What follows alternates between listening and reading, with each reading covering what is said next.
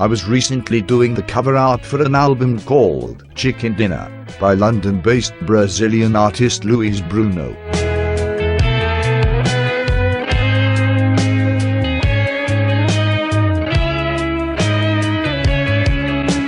Now we are listening to track 3, Ozempic is Taking Over the World. Here is the design for the tape edition. It was bad already before. Hello Luiz, how are you? Hello, it's a pleasure to be here. We're in London now. This is London, England, and I've lived here for the last 10 years. And Chicken Dinner is my 5th solo album using my own name, Luiz Bruno.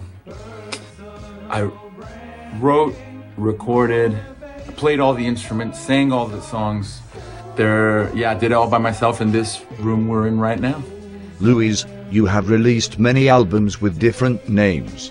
Walter Willie, I Know I'm an Alien. Tell me, which one was the first and how long ago was that? This is my first album I made. This is from 2005. Walter Willie was made on a 4-track. That's my girlfriend at the time. She drew, it's a photo of Man Ray. Here's the back. We made 30 copies of this. And it's one of the favorite things I've ever done. And it sits here in my flat. And I just like to look at it because I'm really proud of it. I made this. See, we got all the track listing. It's all in Portuguese. It's very inspired by The Residents. And there's drawings and things. And they call it the White Album. Like the Beatles' White Album. I love the Beatles. Walter Willie, foi que você vê? Walter Willie, onde foi que você foi? Walter Willie, quantos anos você tem? Walter Willie, quantos anos você tem? Walter Willie, onde você vem? Walter Willie, onde foi que você vai? Walter Willie, onde você vem? Walter Willie, onde foi que você vai? Going back to your latest album, Chicken Dinner, tell me about your influences.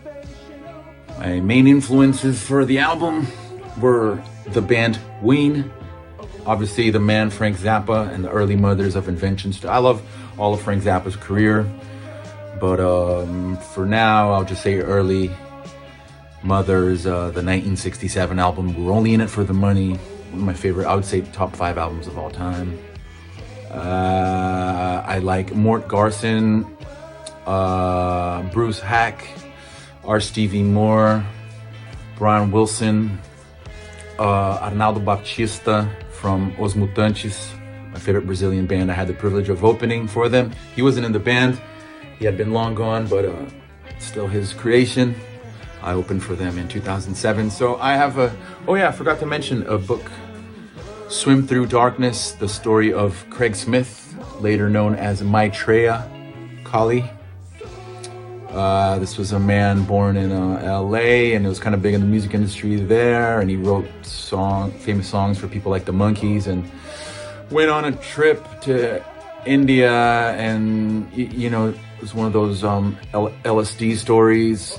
He took some LSD and some changed in him, and recorded an album called Apache, a double album. First half is Apache, and then Inca, that's the cover of his album that he made himself after he had a nervous breakdown. So I guess I'm interested, and I sort of identify with, if you will, these sort of artists in the vein of Brian Wilson, Craig Smith, this guy here I was just talking about, Syd Barrett, I like very much. Skip Spence, Rocky Erickson, Arnaldo Batista himself, Damião Experiência, another Brazilian artist I love dearly. who was also an outcast. So yeah, I'm very much interested in the art world as well, like Jean Dubuffet and all the outsider artists that he brought to prominence, like people that live in psychiatric institutions and make great, beautiful, unfiltered art with no commercial sort of sense. It's just, they create a little world and they live in it. So that's kind of like the art and artists I'm interested in. Art that has a lot of visual imagery in the sound itself. And you know what I mean? And yeah, that's kind of what I'm into. So outsider art, outsider music. Wesley Willis, I listen to a lot of Wesley Willis. I whoop Batman's ass. Daniel Johnston, obviously, you know, and let me see what else comes to mind. Yeah, I'll think of something.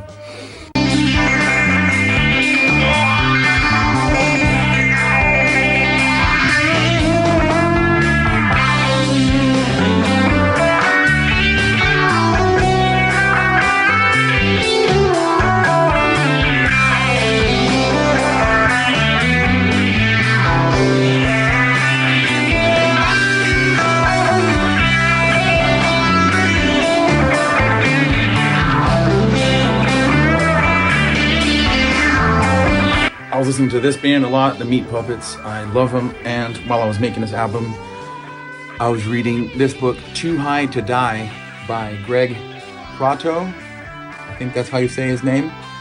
Great biography on the Meat Puppets. It's only interviews of people that were there around the time and that know the band, and the band themselves are on this. So, Too High to Die, meet the Meat Puppets. Beautiful, very inspiring band. Two brothers, the Kirkwood brothers, had many struggles and difficulties, and just pure art, just artists making beautiful, inspiring music. 33 1/3 series. This is the Chocolate and Cheese book, the making of the Ween album, Chocolate and Cheese from 1994, one of my favorite records of all time. Ween was a great big influence on all the songs. If you know Ween, you like Ween, and you listen to my album, you will see. I was reading this manual, How to Repair a Renault 4. I found it in the trash. I like the drawings. I don't know how to drive the car. I've got a bike, you can ride it if you like. It's got a basket, a bell that rings, and things to make it look good.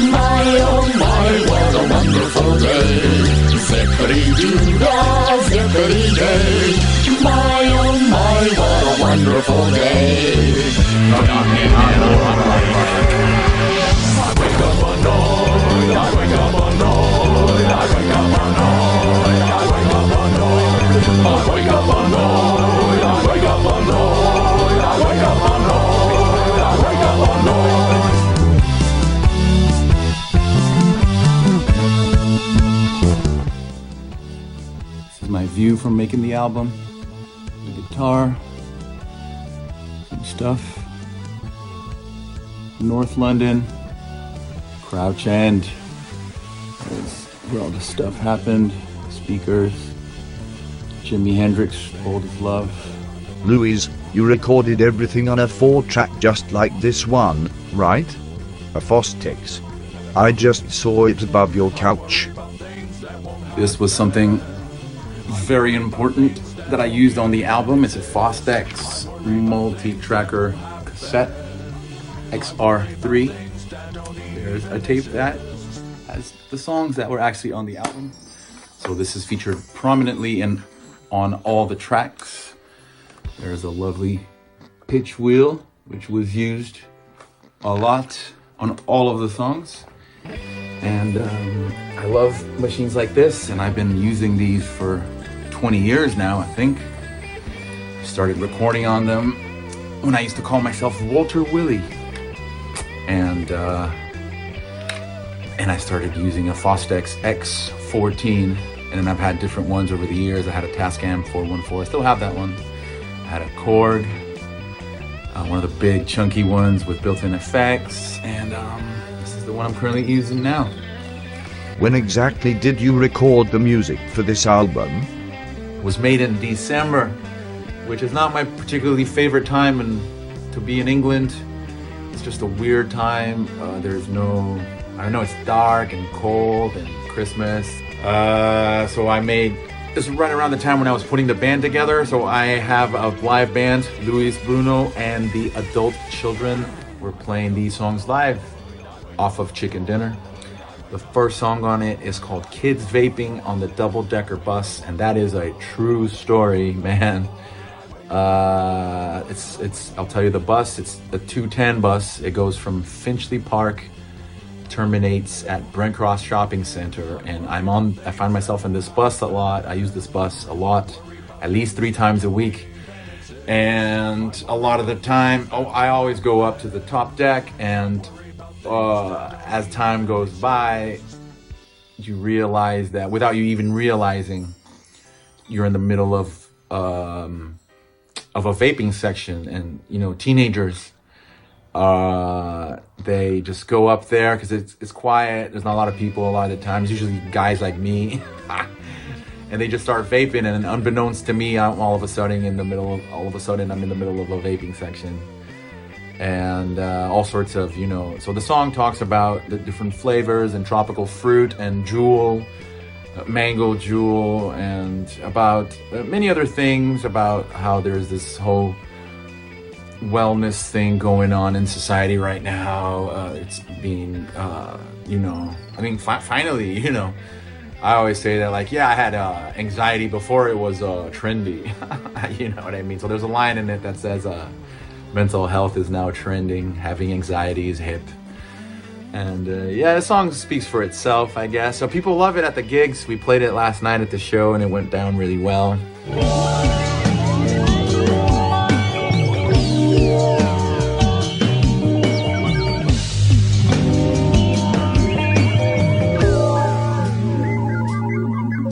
What used to be cool isn't cool anymore.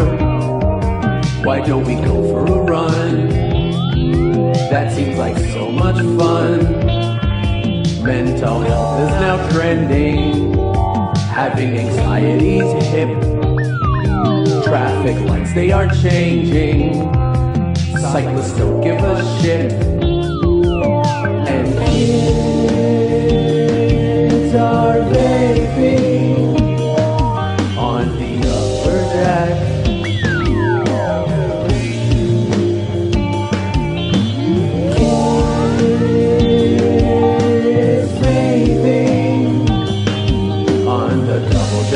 Bus. And what about this one, Louise? I like this tune. Track number 6 is called It's Been So Long, and that's a really old song I wrote many years ago, maybe 15 years ago, 2007, I think. That's 19 years, almost 20 years ago. I had it on a 4-track on a cassette somewhere, and decided to re-record it. I remember I had a nice kazoo solo that I liked, and I like the kazoo very much.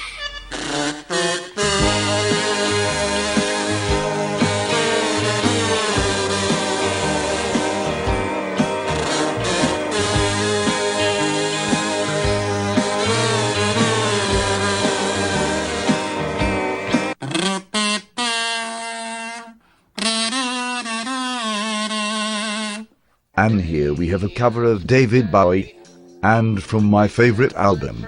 Cool. Is it a bonus track? And this is Bandcamp only. Bandcamp only. We will have 2 bonus tracks. One is a cover I made of All the Madmen by David Bowie from the Man Who Sold the World album, which is an album I love. I love this song in particular. It speaks to my soul and speaks to experiences I've had personally, and I just relate to it so much, and I love David Bowie. Thank you so much for listening.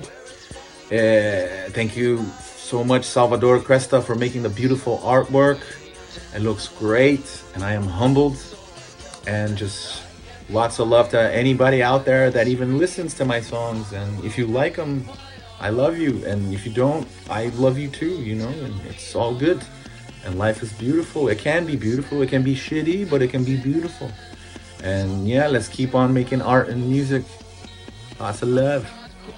Eu quero te contar uma história sobre um homenzinho pequenininho, um gnomo chamado Alfredo, e os gnominhos ficam em casa sozinhos, comendo, dormindo, tomando seus tragos. Eles usavam um manto escarlate.